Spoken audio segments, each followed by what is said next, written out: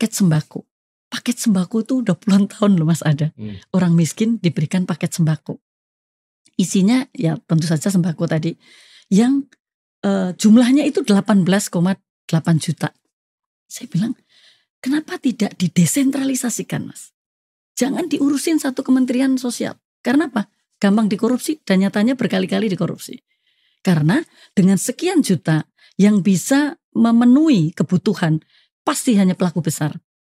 Tapi pada saat kita desentralisasikan pada level kabupaten dan wajib isinya paket sembako itu adalah pangan lokal atau sembako lokal, ini akan menggerakkan ekonomi. Nilainya lebih dari 50 triliun. Kalau ini jaminan apa?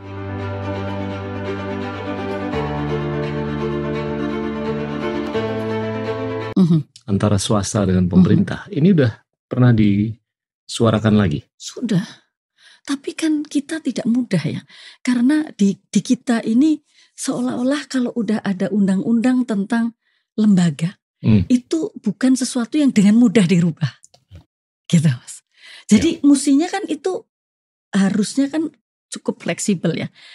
Cukup dynamic gitu untuk sesuai dengan kondisi yang ada gitu. Nah ini kira-kira kan kita membutuhkan yang seperti itu. Nah perlu keberanian sebenarnya dari pemerintah untuk merubah dari yang kebiasaan, misalnya kebiasaan yang sekarang ini kan Menko gitu kan Mas. Menko yang kita miliki ini kenapa nggak efisien ya? Sehingga beberapa bilang hilangkan aja lah. Kalau menurut saya perlu Menko, tapi kita bukan seperti yang sekarang ya. Menko perekonomian, Menko kesejahteraan, kemudian maritim gitu, investasi. Siap. Menurut saya yang penting itu adalah Menko untuk sesuatu yang menjadi priority dari pemerintah yang sekarang ini. Kalau memang prioritinya itu adalah mau betul-betul pertanian, maka Menko Pertanian yang dia bisa lintas KL. Kalau sekarang Menko Perekonomian itu ya dia di bawahnya itu adalah urusan yang Kementerian Teknis Ekonomi. Menko Perekonomian kan begitu. Yep. Tapi nanti kalau kita mau bicara pendidikan, kita harus ke Kementerian Kesejahteraan kan. Nah, kalau kita mau bikin link and match, mau membangun industri, yang sini butuh apa, yang di sini butuh apa, semakin sulit kita bikin koordinasi. Karena di kita ini koordinasinya kan antar Menko. Yep. Nah padahal Menko itu mestinya dia bisa minta kemanapun untuk bisa mendukung programnya ini. Nah jadi saya rasa kemauan untuk melakukan reform, untuk jujur bahwa ada yang salah nih dengan kita. Kenapa ekonomi kita seperti ini? Sebenarnya bukan sesuatu yang sulit sih, karena kita bandingkan dengan negara lain juga bisa gitu. Saya mau balik ke konsep penggabungan swasta dan pemerintah dalam satu rumah. Seberapa penting itu untuk kepentingan bukan hanya pemupukan eksistensi mikro, kecil dan menengah, tapi untuk yang tadi Ibu sampaikan, untuk mereka bisa naik kelas secara berkesinambungan, terus dengan pengawalan, syukur-syukur pemupukan. Sepenting apa itu penggabungan swasta dan pemerintah dalam satu rumah? Sebenarnya beberapa hal yang kenapa itu menjadi penting. Pertama tentu dari perencanaan. Karena perencanaan itu yang akan menentukan priority, gitu kan? Misalnya kita kalau pemerintah itu yang mau diprioritaskan apa sih? Karena sebenarnya kalau pemerintah bilang bahwa besok 5 tahun lagi sektornya adalah ini, maka sektor swasta akan masuk ke sektor itu. Karena apa? Pasti akan banyak kemudahan di sektor itu. Dan pebisnis pasti akan memanfaatkan berbagai kemudahan-kemudahan yang dilakukan. Saya rasa itu dilakukan di banyak negara seperti itu. Tapi seperti di Vietnam malah justru sangat dinamis. Dibuka kemudian ditutup. Mungkin kita tidak bisa seperti itu. Tapi itulah yang harus dilakukan. Kemudian kita akan melakukan sesuatu, kita perlu detail. Yang melakukan itu adalah swasta. Pemerintah itu hanya membuat kebijakan yang diperlukan swasta. Tapi sekarang kan sering sekali justru swasta yang harus mengikuti kebijakan pemerintah, Mas. Menurut saya ini mungkin perlu ada perubahan ya. Jadi diskusi saya waktu ada satu conference di China, waktu itu krisis 2008-2009. Waktu itu China itu membuat sebuah kebijakan yang menurut saya luar biasa. Jadi mendorong ekspor untuk tidak ada krisis di dalam negeri. Jadi diminta untuk produksi dan diekspor ke Asia, terutama ASEAN. Pemerintah akan membantu pendanaannya. Jadi importir, kita ini sebagai importir tidak perlu membayar dulu. Yang membayar adalah bank eksimnya China. Menurut saya itu luar biasa, Mas. Karena itu akan menyatukan antara strategi dari pemerintah untuk menyelamatkan ekonomi dengan para pebisnis yang mereka juga bisa kemudian bertahan dengan kebijakan tadi. Nah, saya tanya, kenapa bisa muncul kebijakan seperti itu? Kamu dari government atau bukan? Oh, bukan, saya akademisi, saya kata. Kami bekerja bersama-sama 100 jam per minggu.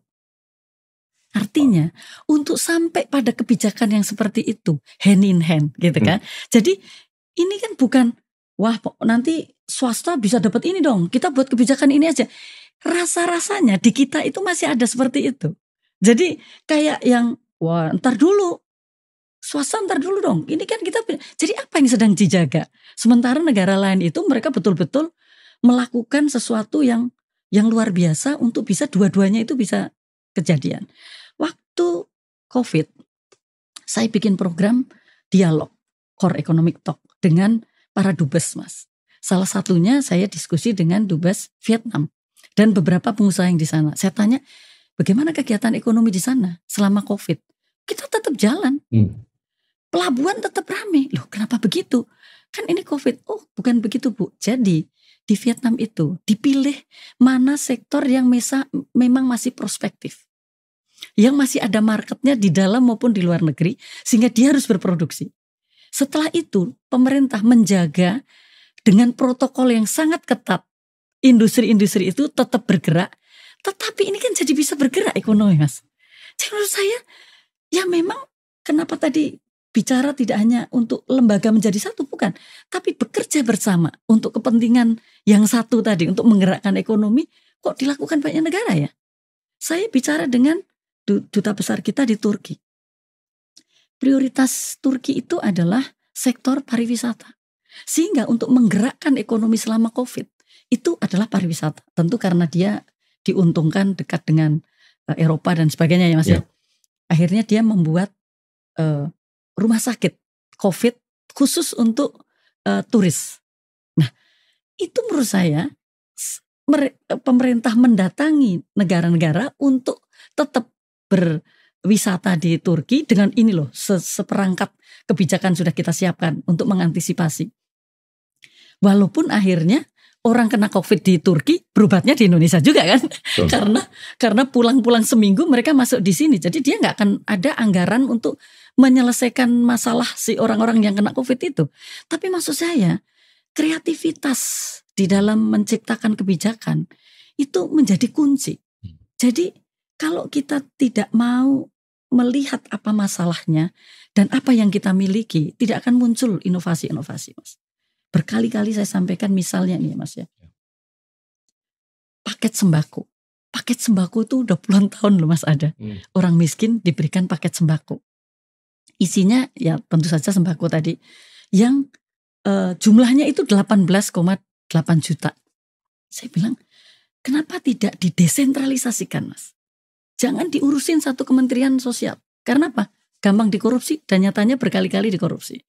Karena dengan sekian juta yang bisa memenuhi kebutuhan pasti hanya pelaku besar. Tapi pada saat kita desentralisasikan pada level kabupaten dan wajib isinya paket sembako itu adalah pangan lokal atau sembako lokal, ini akan menggerakkan ekonomi. Nilainya lebih dari 50 triliun. Kalau ini jaminan apa, Mbak?